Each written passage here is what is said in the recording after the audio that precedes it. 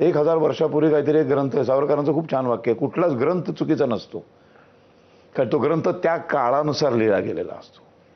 ग्रंथ अपडेट होत नाहीत, ते लिहिले गेले लिहिला गेला. रामायण बदलू शकत नाही तुम्ही, महाभारत बदलू शकत नाही, मनुस्मृती बदलू नाही शकत. मग बदलू काय शकता?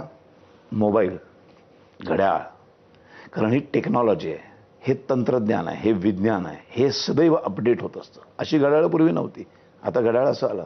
पहिला आला तो मोबाईल असा नव्हता, टेलिफोन असा नव्हता, सगळं बदललं. मग टेक्नॉलॉजी जी बदलते, जी अपडेट होत असते, ते आहे विज्ञान. मग विज्ञान हा तुमचा धर्म व्हायला पाहिजे. हे सावरकर आहेत. अहो माहितीच नाही कोणाला. आणि आपण सगळ्या महापुरुषांचं चांगलं घ्यावं ना. महापुरुष आहेत ना ते शेवटी. महादेव नाही ना म्हणत आपण कुठल्याही महापुरुषाला. मी म्हणतो काय महापुरुष आहे. टिळक फार मोठे, सावरकर फार मोठे, गांधीजी फार मोठे. आज मी नथुराम गोडसे जवळ घ्या, मी कधी गांधीजींना शिव्या नाही घातल्यात. मी कुठल्याही असंस्कृत शब्दात कधीच बोललो नाही आहे.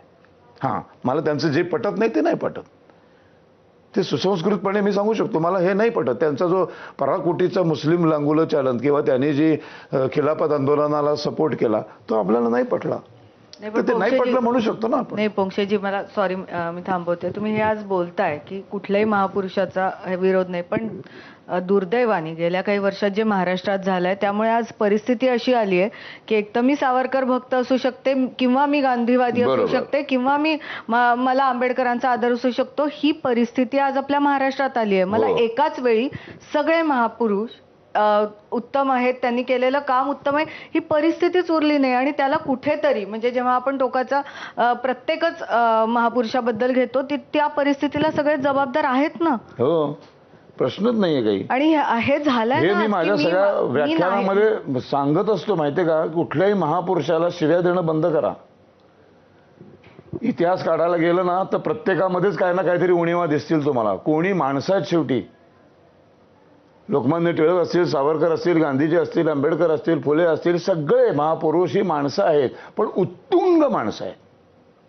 म्हणजे आपण त्यांच्या नखाला पण उपुरणार नाही, इतके छोटे क्षुद्र आहोत आपण.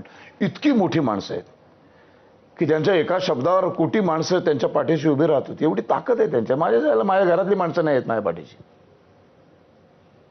पण ती माणसं आहेत.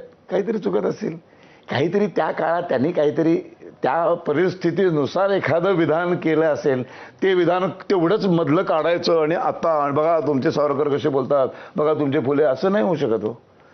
म्हणून मला काय म्हणायचंय की सगळंच आपण ना महापुरुषांमधलं जे चांगलं आहे ते घेऊन आपण पुढे जाणं हा आत्ताच्या ही काळाची गरज आहे. पण हे टोकदारपणाने सांगणं ही गरज आहे ना. मी सांगतो का, मी सांगतो की ते शिव्याच देतात मला.